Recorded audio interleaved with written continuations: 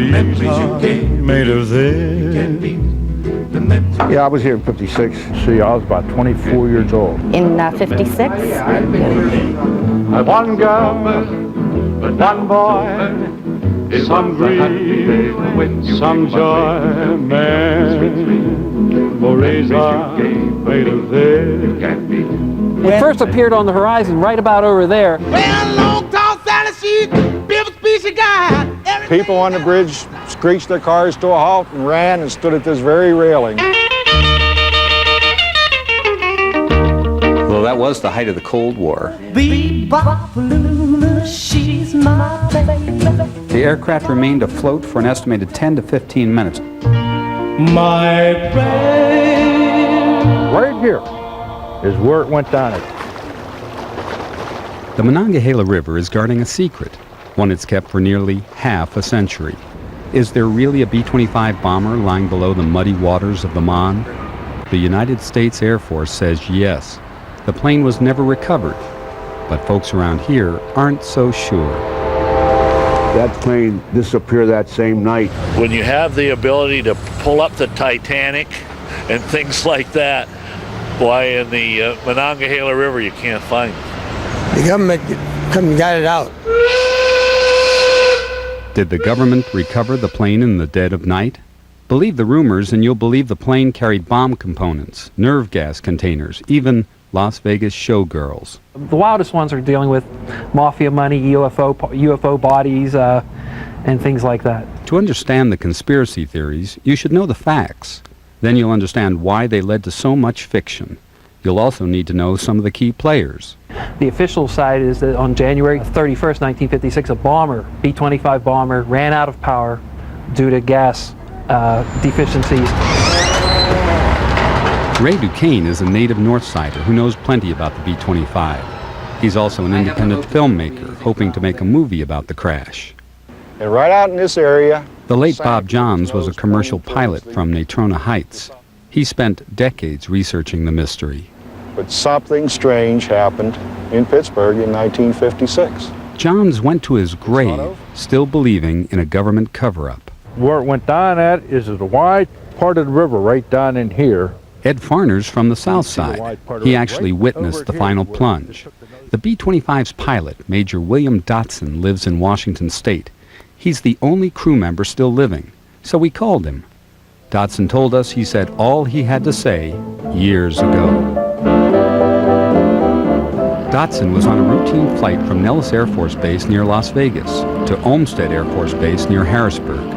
Just east of Pittsburgh, the B-25 ran low on fuel, so Dotson diverted to the Allegheny County Airport, but his engines died over Homestead.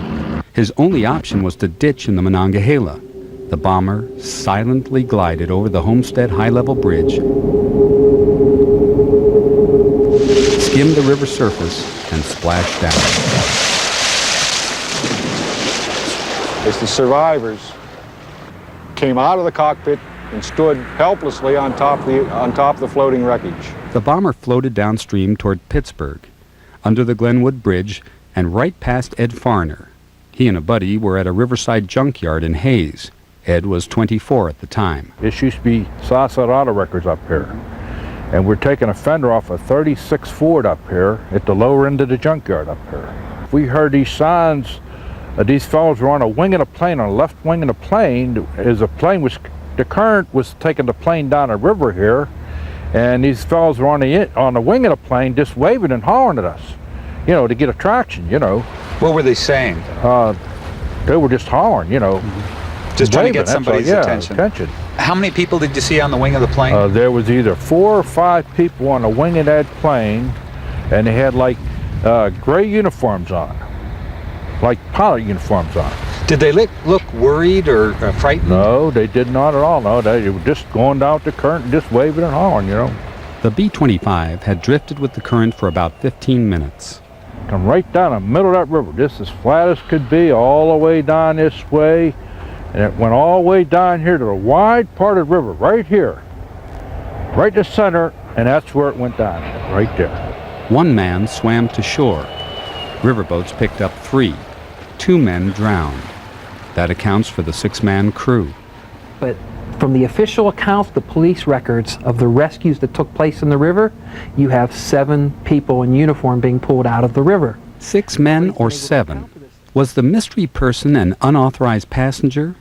More likely, one of the rescuers was counted among the crew members pulled from the river.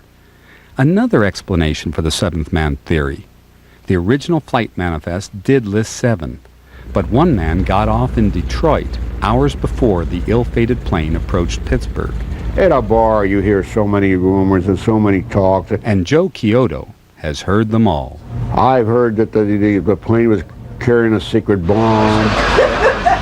Chiodo's Tavern is right next to where the bomber went down. My theory is that that plane is gone because I've spoken to many and many persons, of divers and people that had the exclusive right to that plane to salvage it, and they haven't found anything. Dozens of people claim they saw the bomber removed from the river at night, even in broad daylight.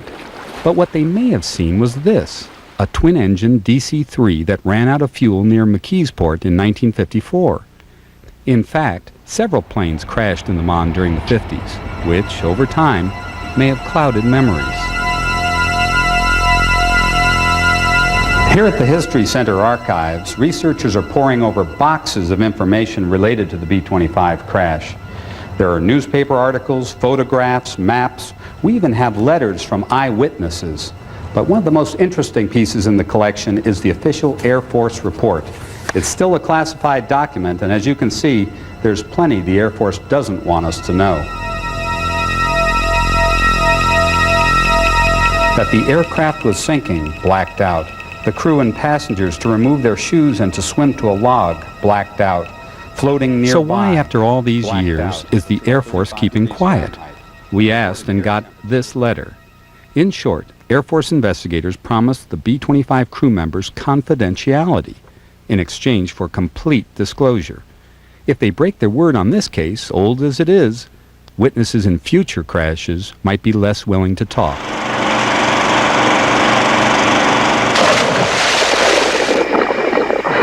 Plastic?